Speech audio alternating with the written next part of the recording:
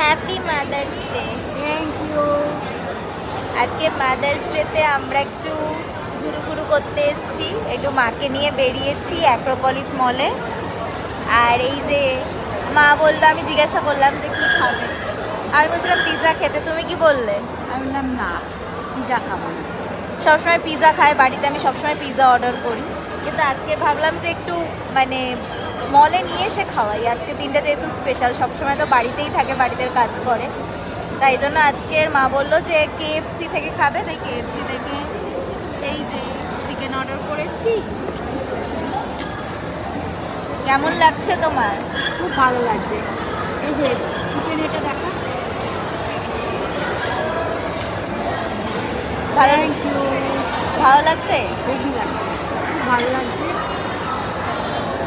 আর এই যে আমাদের সাথে আরেকজনও আছে। হ্যালো।